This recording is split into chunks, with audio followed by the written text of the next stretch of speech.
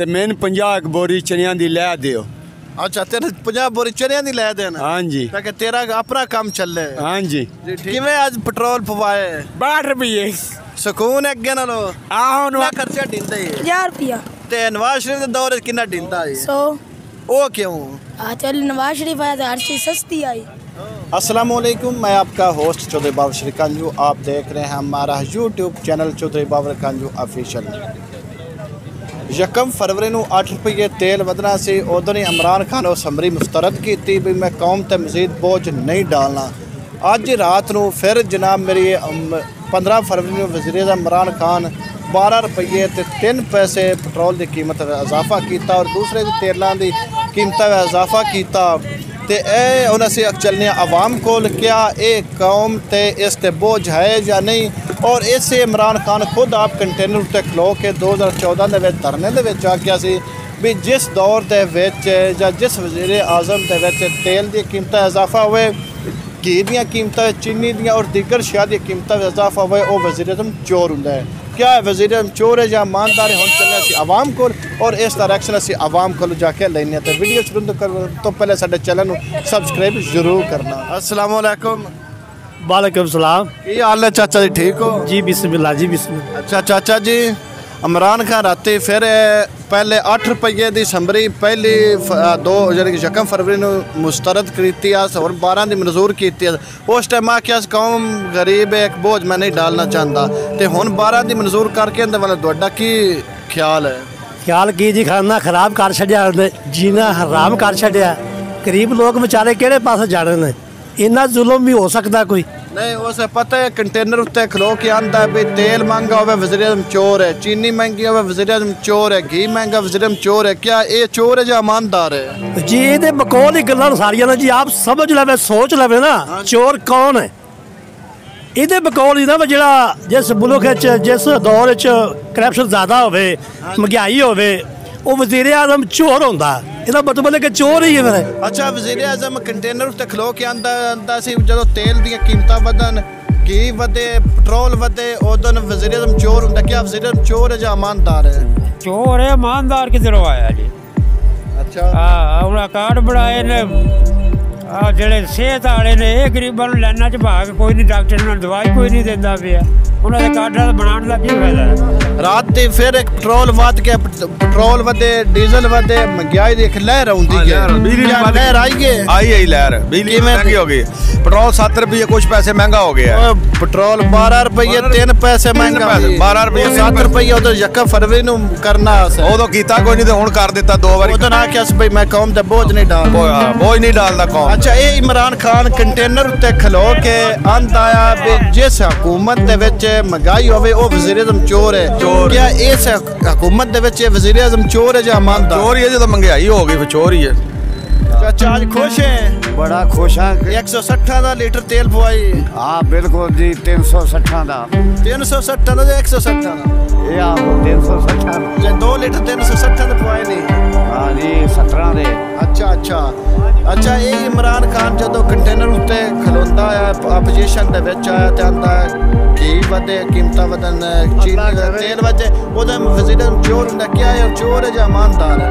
चोर है चोर वड्डा वड्डा चोर है। तेल अज किन्ने दा लीटर पवाए? 162 रुपए का 162 रुपए का। हाँ जी अच्छा हुण खुश हो 162 दा? नहीं खुश किदों होना है इन्नी महंगाई कर दी है गरीब आवाम के पास जाए दी। अच्छा अच्छा ये इमरान खान जो अपोजिशन है उधर कंटेनर ते खलो के आंदा है कि जिस दौर हुकूमत दे तेल वधे या पेट्रोल वधे मजीद चीज़ा वधन वज़ीर आज़म चोर होंदा। क्या इन दौर से वधदा पे वज़ीर आज़म चोर है या ईमानदार है? नहीं पहली गल तो इन्हें कोई ऐसा काम नहीं किया जिदे इन्हें लागत हो गई हो ठीक है। इन्हें इन्ना बाहरों कर्जा ले लिया उस तो बावजूद इन्नी महंगाई की जाता माड़ा बंदा और गरीब तो गरीब होया जाता तगड़ा बंदा जोड़ा उस तो अमीर होंदा जाता है। तेल किन्ने दा लीटर पवाए जी? 148 रुपये। अज भी 148 जी। अज दा पवाई या कल? कल पवाया अज हुण जाके पवाना हले हुण पवाने ते हुण किन्ने दा पवाए से जी? जेड़ा वधिया टैंकी फुल करानी हुंदी है 162 होगी 162 हो गया। हाँ जी पौना तो फिर है जी ते 162 ते हुण तुसीं वज़ीर आज़म इमरान खान की पैगाम दे अपनी जरा जुबान है?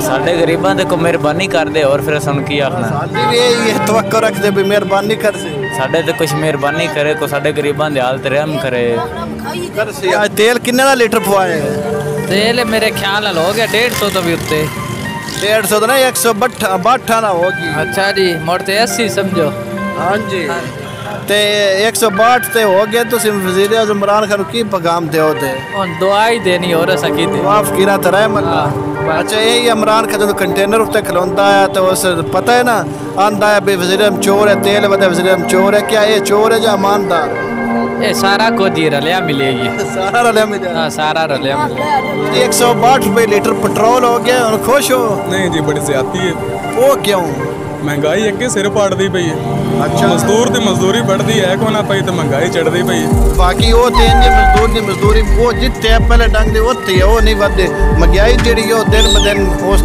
कीमत इजाफा महंगाई तो कोई कंट्रोल नहीं हर बंदा अपना रेट बनाए अच्छा यही इमरान खान 2014 ਦੇ ਵਿੱਚ ਜਦੋਂ ਧਰਨਾ ਦਿੰਦਾ ਉਦੋਂ ਆਂਦਾ ਜਿਸ ਦੌਰ ਦੇ ਵਿੱਚ ਕੀਮਤਾਂ ਵਧਣ ਤੇਲ ਵਧਣ ਖੰਡ ਵਧੇ ਘੀ ਦੀਆਂ ਕੀਮਤਾਂ ਵਿੱਚ ਇਜ਼ਾਫਾ ਹੋਵੇ ਉਹ ਵਜ਼ੀਰ ਆਜ਼ਮ ਚੋਰ ਹੁੰਦਾ क्या ਵਜ਼ੀਰ ਆਜ਼ਮ ਚੋਰ ਹੈ ਜਾਂ ਇਮਾਨਦਾਰ ਹੈ जी बिल्कुल चोर है ਉਹ ਕਿਵੇਂ महंगाई करता पे कोई नहीं कंट्रोल मैं ईमानदार हाँ ते रियासत मदीना रियासत में बनाई कोई रियासत मदीना नहीं जुल्म हो रहा मुसलमानों नाल इंडिया च भी औरतों नाल जुल्म हो रहा कोई एक्शन नहीं ले रहा कोई ईमानदार नहीं बनता अच्छा जी रात का फिर पेट्रोल वध गए 160-62 रुपये हो गया तो इनके बारे ਤੁਹਾਡਾ ਕੀ ख्याल है ਸਾਡਾ ਮੁੜ ਕੇ ਖਿਆਲ ਹੈ ਜਿਵੇਂ ਦਾ ਅਸੀਂ ਆਪ ਹੈ ਧਨ ਬਾਦਸ਼ਾਹ ਵੀ ਉਂਝ ਦਾ ਬਾਦਸ਼ਾਹ ਵੀ ਹੈ ਉਹਦੇ ਧਨ ਬਾਦਸ਼ਾਹ ਵੀ ਲੱਦਾ ਹੋਰ ਮੁੜ ਕੇ अच्छा ये वज़ीर आज़म चोर है या ईमानदार है सब खुद आके भी किन्ने कीमत इजाफा होवे ता वो वज़ीर आज़म चोर होता है ਉਹਦੇ ਜਣ ਮੇਰੇ ਕੋ ਤੁਸੀਂ ਕੀ ਪੁੱਛਣਾ ਤੁਸੀਂ ਮੈਨੂੰ ਇਹ ਦੱਸੋ ਉਹਨੇ ਨਾ ਵੋਟ ਦਿੱਤੇ ਨੇ ਪੁੱਛੋ ਤੋਂ ਨੰਦੇ ਕੋਲੋਂ ਨਾ